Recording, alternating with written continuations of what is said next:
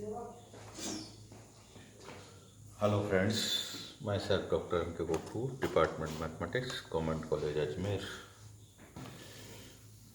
आज हम energy momentum tensor of a continuous material system. अभी तक हमने एनर्जी मोमेंटम टेंसर या फोर वेक्टर्स के बारे में बात की थी। फोर वेक्टर्स में एनर्जी मोमेंटम टेंसर के बारे में बात की थी सिंगल पार्टिकल। अगर पार्टिकल सिंगल है तो हमने एनर्जी और मोमेंटम क्या होते हैं इसके बारे में फोर वेक्टर्स के थ्रू देख लिया था। अब अगर एक सिस्टम हो जिसमें ऐसे कई सारे पार्टिकल हो, और मिन्कोस की स्पेस में बात कर रहे हैं हम। इन case of A set of discrete non interacting particle, अगर डिस्क्रीट और नॉन इंटरएक्टिंग पार्टिकल सिस्टम है ये, इसमें ये नॉन इंटरएक्टिंग और डिस्क्रीट पार्टिकल्स हैं।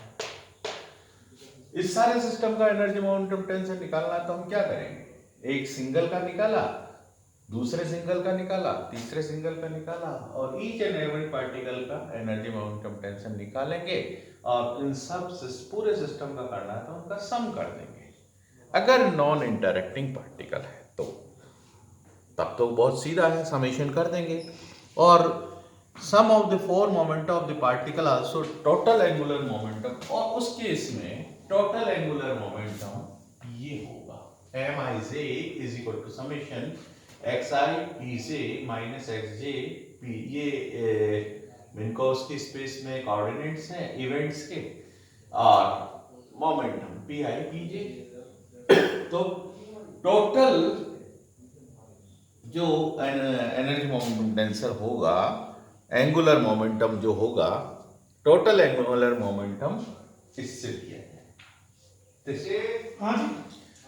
अब अगर टोटल एनर्जी मोमेंटम टेंसर इससे, ये MIJ एंटी सिमेट्रिक टेंसर है, यहां से लग रहा है, साफ है, एंटी सिमेट्रिक है। एंटी सिमेट्रिक कंट्रावेरिएंट टेंसर, ये angular momentum anti symmetric contravariant tensor. In case of a continuous, अगर कंटिन्यूअस डिस्ट्रीब्यूशन हो, ये डिस्ट्रीब्यूशन डिस्क्रीट नहीं होंगे, कंटिन्यूअस मटेरियल सिस्टम हो, तो उस केस में ये जो एंगुलर मोमेंटम है या जो complete momentum of the system है, डेंसिटी, मोमेंटम, ये सारी चीजें हैं, ये ना केवल इस पे एनर्जी और डेंसिटी पे निर्भर करेगी, डेंसिटी एंड मोमेंटम पर निर्भर करेगी, बल्कि स्ट्रेसेस भी बीच में। अगर कंटिन्यूअस सिस्टम है, सिस्टम पूरा का पूरा कंटिन्यूअस है, तो इन पार्टिकल से, एक पार्टिकल का दूसरे पार्टिकल पे लगने वाले स्ट्रेसेस वाला पार्ट भी रोल प्ले करेगा। और जब स्ट्रेसेस वाला पार्ट रोल प्ले करता है तो हम जो स्ट्रेट फॉरवर्ड क्लासिकल हाइड्रोडायनेमिक्स वाले इक्वेशंस हैं, उनका क्लासिकल हाइड्रोडायनेमिक वाले इक्वेशन की ओर चलना पड़ेगा। अगर डेंसिटी रो है और consider the volume of the matter, उस केस में हमें एक पार्टिकल, उस कंटिन्यूअस मैटर तो एक पार्टिकल, एक वॉल्यूम को कंसिडर करना पड़ेगा। सपोज करो दिस इज द वॉल्यूम। अब इस वॉल्यूम में हम ये मानेंगे कि ये डेंसिटी सारी कंसंट्रेटेड है इस पॉइंट पर रो, और इस वॉल्यूम का वेलोसिटी, इस पूरे वॉल्यूम की वेलोसिटी v है, v या यू कहते हैं u अल्फा, ui कहते हैं, ui is the velocity of the u कहते हैं। चलिए, वेलोसिटी u, वेलोसिटी से ये वॉल्यूम पूरा का पूरा मूव कर रहा है जिसकी डेंसिटी रो है। तो उस केस में वो यूं मान ले कि ये पूरा पूरा वॉल्यूम एक पार्टिकल पर श्रिंक हो गया और उस पार्टिकल की वेलोसिटी u है। उस केस में हम हाइड्रोडायनेमिकल इक्वेशंस काम में लेंगे, जो rho U is taken as momentum density, rho U ये मोमेंटम डेंसिटी हो जाएगी, और उस केस में इक्वेशन ऑफ कंटिन्यूटी और इक्वेशन ऑफ मोशन ये दो काम में लेने पड़ेंगे। Del rho upon del T plus rho you alpha comma alpha means derivative है is equal to 0। This is known as well known equation of continuity. Fluid dynamics में motions, fluids के जब मोशन होते हैं तो equation of continuity and equation of motion, ये इस particle single volume का हम मान रहे हैं तो सिंगल वॉल्यूम के मोशन के हिसाब से हम ये दो इक्वेशन बेसिक रूप से मान लेते हैं। यहां एफ अल्फा क्या है? Force total. F is the component of the resulting force density, यानी फोर्स डेंसिटी को, this is your force density, component of force density. Force density के कंपोनेंट्स को रिप्रेजेंट कर रहा है। एफ अल्फा का मतलब F1 F2 F3। F alpha force को represent, F alpha is the sum of two parts. अब ये एफ अल्फा दो पार्ट का सम है बेसिकली। फोर्स है ना, फोर्स डेंसिटी है तो दो पार्ट का सम है। दो पार्ट कौन कौन से? एक्सटर्नल वॉल्यूम के कारण external volume force density G alpha, external volume force, this is meant from G alpha, external volume force and internal stresses T alpha beta, इन दोनों का पार्ट।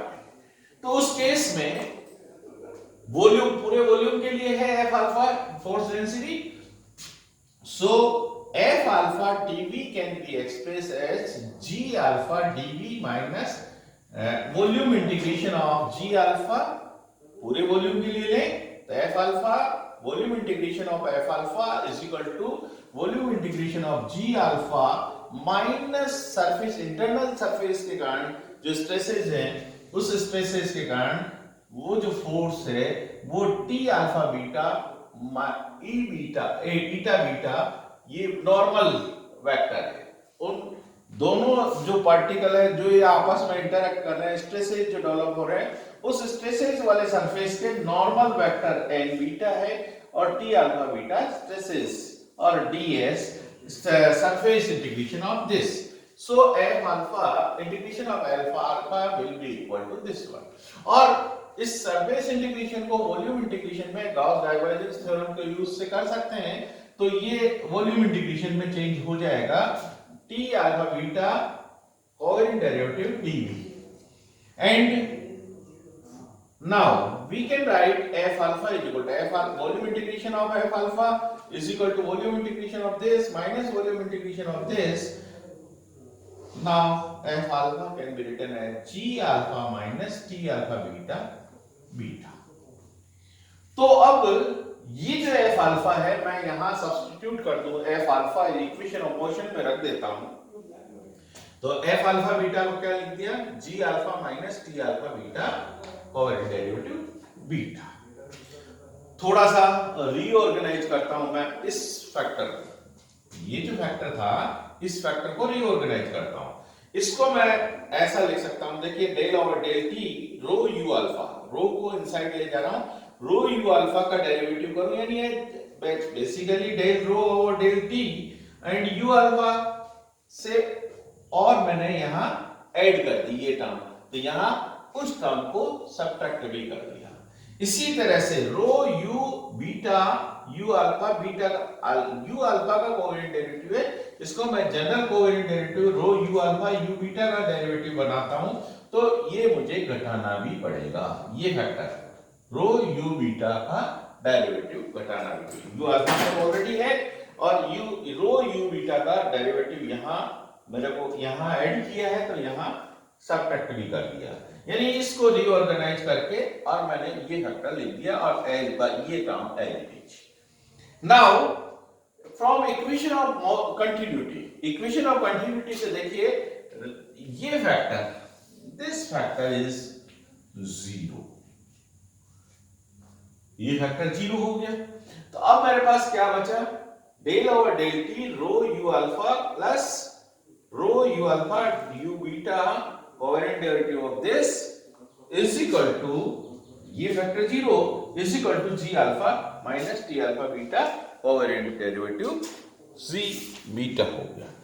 अब इसको मैं ऐसा लिख सकता हूं, इसको थोड़ा सा रीऑर्गेनाइज करूं तो ऐसा लिखा जा सकता है। देखिए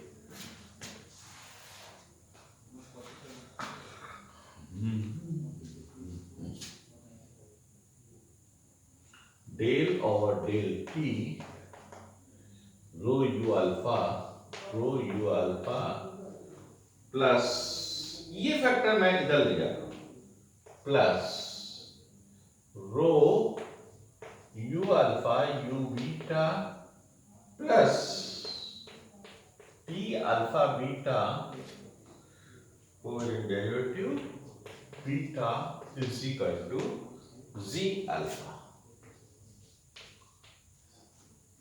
यानी स्ट्रेस वाला पार्ट को मैं उधर ले गया, स्ट्रेस वाले पार्ट को ले जाने पर मेरे पास ये एक इक्वेशन मिल गया लेफ्ट हैंड साइड। अब ये जो इसकी ये वाली जो साइड है, इस साइड में बेसिकली क्या है, देखिए डेंसिटी वाला है एक पार्ट मोमेंटम वाला है रो यू अल्फा और एक part rho you alpha beta plus T alpha beta, एक पार्ट ये स्ट्रेस वाला पार्ट है। यानी डेंसिटी वाला पार्ट इसमें इन्वॉल्व है, डेंसिटी और मोमेंटम वाला पार्ट भी इसमें इन्वॉल्व है। डेंसिटी, मोमेंटम और स्ट्रेस ये कुल मिला के 10 कंपोनेंट हो गए। एक ये u alpha u1 u2 u3, तो अल्फा बीटा का हम 1 2 3 के लिए लेंगे और ij का मतलब फोर्थ कंपोनेंट भी होगा इवेंट के हिसाब से। तो हम अल्फा बीटा मतलब स्पेशल कंपोनेंट ले रहे हैं, टेम्परल वाला नहीं ले रहे। तो ये 1, ये 3 4 और ये 6, कुल मिला के 10 पार्ट हो गए एनर्जी मोमेंटम टेंसर से। तो ये हुआ these 10 क्वांटिटीज, ये जो 10 क्वांटिटीज हैं डिस्क्राइब द मैकेनिकल सिस्टम। अब इसको जनरलाइज करना है, तो इसका मतलब इस इक्वेशन और इस इक्वेशन को, इस इक्वेशन और इस इक्वेशन की जनरलाइजेशन की बात करनी है। तो क्या करेंगे,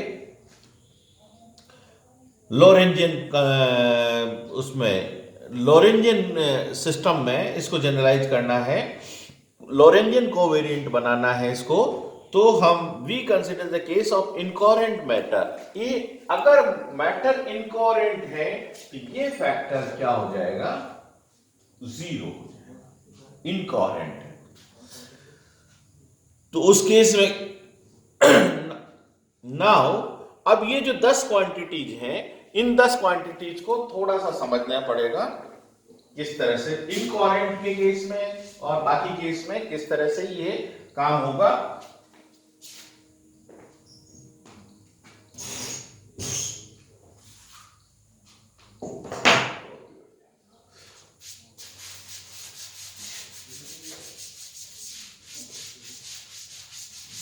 हमें प्रॉपर वॉल्यूम, प्रॉपर डेंसिटी और इन सब का कंसिडर करना पड़ेगा। रो वी, अगर रो 0 प्रॉपर डेंसिटी है, वॉल्यूम प्रॉपर भी 0 है, प्रॉपर क्या है इसको मैंने पहले भी एक्सप्लेन किया, फिर बता देता हूं। मैंने बटरफ्लाई के एग्जांपल से किया था, मैंने एरोप्लेन के एग्जांपल से किया था कि प्रॉपर क्वांटिटीज क्या है। तो रो 0 प्रॉपर डेंसिटी है, v0 proper volume, v0 proper volume है, और उस केस में u अल्फा 0 ये सब चीजें भी उसी तरह से आएगी। तो मैं इसमें से लिख देता हूं, rho v will be equal to rho 0 v0 upon under root 1 minus u square upon c square. u velocity से u क्या है, u square is equal to summation i is equal to 1 to 3 या alpha is equal to 1 to 3 and u alpha u velocity vector है, velocity 3 vector है ये। तो u square will be equal to u alpha. And now v is equal to हम जानते हैं v but v is equal to v0 under root 1 minus u square over c square है, ये हम जानते हैं। तो उस केस में क्या हो जाएगा, रो क्या हो जाएगा, rho will be equal to rho zero upon under root, rho zero under root नहीं आएगा क्योंकि यहां ये है 1 minus U square over C square. Rho is equal to rho zero, देखिए रो इज इक्वल टू, अगर मैं यहां से रो, ये जो रो भी लिखा, rho is equal to rho zero ये रख दूं और v इज इक्वल टू ये रख देता हूं, तो ये बैलेंस हो जाएगा इक्वेशन। तो v और रो प्रॉपर वॉल्यूम और प्रॉपर डेंसिटी के टर्म में वॉल्यूम और डेंसिटी ये होंगे। तो इस केस में हम इसको क्या लिख सकते हैं भाई, प्रॉपर वे में, this I can write c square rho zero and dt over ds whole square. dt over ds हमने लाइन एलिमेंट में लिया था, तो dt over ds whole square will be equal to this one. So ये मेरे पास आ गया। Similarly अब रो अलग अलग टर्म्स कैलकुलेट करनी थी, इक्वेशन ऑफ मोशन, और ये सब मैं मिटा देता हूं कंटिन्यूटी वाला।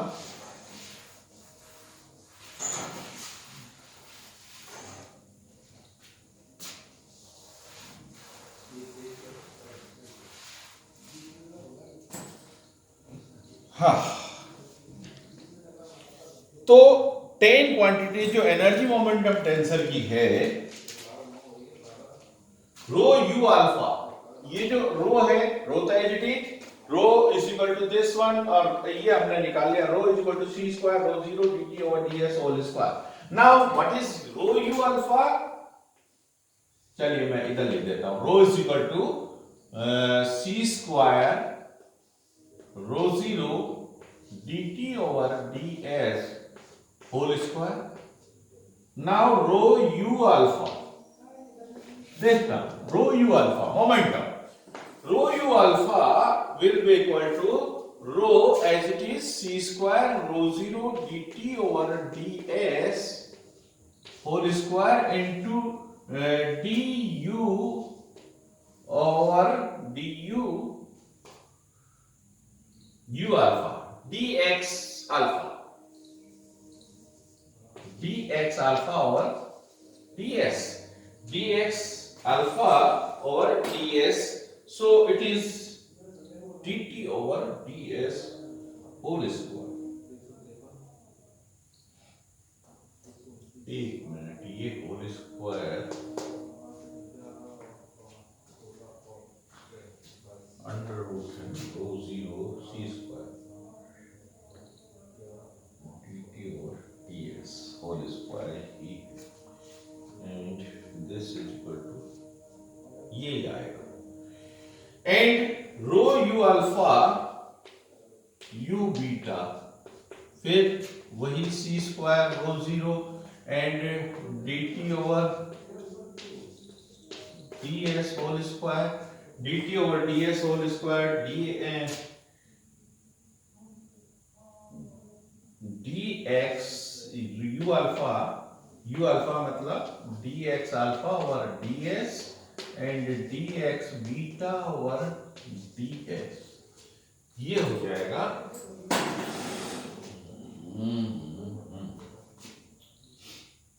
dt over, yes it is clear,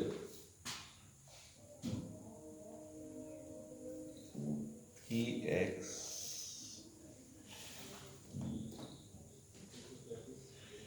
has the 10 quantities of component of tensor Tij, energy momentum के जो कंपोनेंट हैं 10 components Tij is equal to Tij is equal to C square, ये dt ओवर dx, यानी इसको dx4 लिख सकते हैं, dx4 over ds, dx4 over ds दोनों आ जाएंगे, तो अल्फा बीटा को ij में चेंज कर देता हूं, तो that is c square rho zero dxi over ds and dxj over ds, यानी I और J is varying from 1 to 4।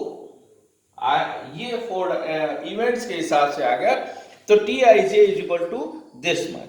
अब इसमें टी आई जे में अगर आई जे 1 to 3 है तब तो ये वाला फैक्टर देगा, अगर आई जे में एक 4 है यानी ये वाला फैक्टर देगा, और जब दोनों 4 हैं, आई और जे दोनों 4 हैं, तो ये वाला फैक्टर दे देगा।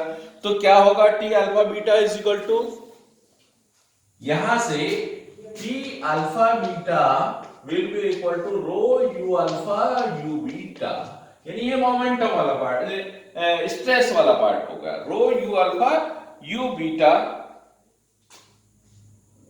And T alpha 4 will be equal to rho u alpha,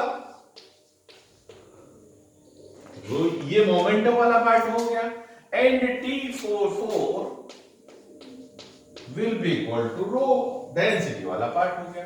तो ये 3 कंपोनेंट्स, यहां से मेरा ये इक्वेशन बन गया Tij is equal to c square rho 0 dxi over ds। And in general external forces, अगर equation in the case of no external forces are simply, तो अगर कोई एक्सटर्नल फोर्स नहीं हो तो ये क्या हो जाएगा, covariant derivative of t I j with respect to j is equal to 0, अगर कोई एक्सटर्नल फोर्स नहीं है। In general case when the stresses are non zero, जब स्ट्रेसेस नॉन जीरो यानी स्ट्रेसेस अपना पार्ट प्ले कर रहे हैं, उस केस में we note that the area force do work and when the matter is in motion giving rise to flow of energy. Matter जब motion में हो तो एनर्जी का पार्ट भी होगा, जब मैटर मोशन में होगा तो एनर्जी का पार्ट भी कंट्रीब्यूट करेगा। This contributes to momentum and mass density, ये मोमेंटम और मास डेंसिटी को भी कंट्रीब्यूट करेगा। We accordingly define T I J, मैं इसको हटा देता हूं,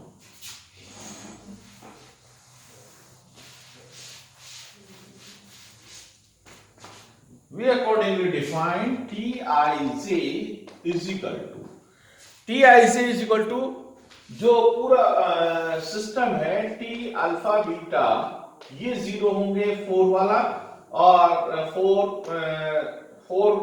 1 अल्फा 4 बीटा 4 गामा, यानी 4 1 4 2 4 3 वाले पार्ट, ये पार्ट भी 0 और ये पार्ट भी 0, 4 4 वाले पार्ट भी, यानी बाकी remaining part are 0, so that Tij uj is equal to 0, Tij uj is equal to 0, ये पार्ट 0 होगा। फिर इसके बाद में uj is equal to dxj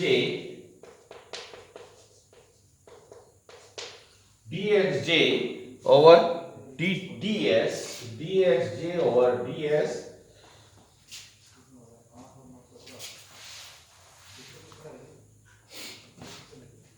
and in any other reference frame, किसी दूसरे रेफरेंस फ्रेम में T alpha 4 and T44 are the contribution to the momentum density and energy density respectively। यानी ये जो पार्ट है मोमेंटम और एनर्जी, ये कहा था मोमेंटम डेंसिटी और ये डेंसिटी, ये पार्ट अगर कोई और सिस्टम होगा तो उसमें प्ले करेंगे, अगर स्ट्रेसेस 0 है, रिमेनिंग पार्ट 0 है, तो ये पार्ट प्ले करेगा। अब इसके बाद the energy momentum tensor Tij has the form, तो उस केस में जब स्ट्रेसेस वगैरह रहेंगे तो Tij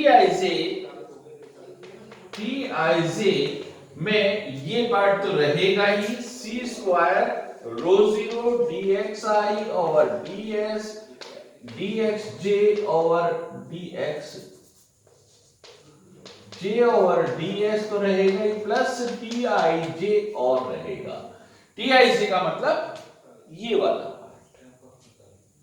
अब in the absence of external forces, अगर एक्सटर्नल फोर्सेज नहीं है तो ये वाला पार्ट क्या हो जाएगा, external it satisfies the conservation law, उसके एक्सटर्नल फोर्सेज नहीं है तो वो कंजर्वेशन लॉ इसको होल्ड करेगा। टी आई जे कॉमा जे यानी covalent derivative of this tensor T I J tensor, T I J means having 10 components, तो capital T I J covalent derivative of this tensor gives the conservation law। अब perfect के fluid का case होगा sorry, perfect fluid का case होगा तो वहां pressure भी पार्ट प्ले करेगा, और उस केस में for perfect fluid case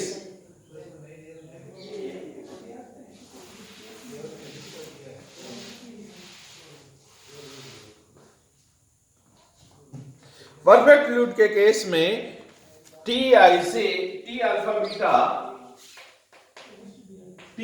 beta is equal to P delta alpha beta and proper reference frame में T I J will be equal to minus P zero eta I J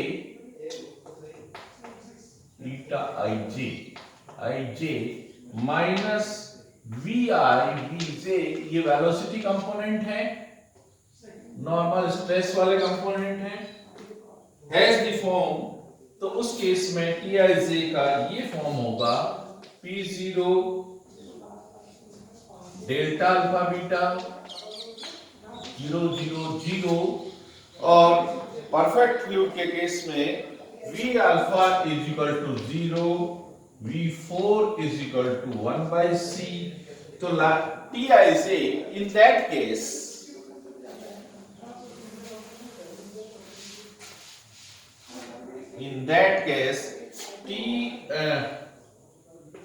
T I j energy momentum tensor will be given by C square rho 0 plus P 0, ये P0 वाला part और आ जाएगा, C square रो 0 P0 VI VJ UI UJ की जगह VI VJ, क्योंकि उसका perfect fluid के case में वेलोसिटी कंपोनेंट मैंने VI और VJ लिया।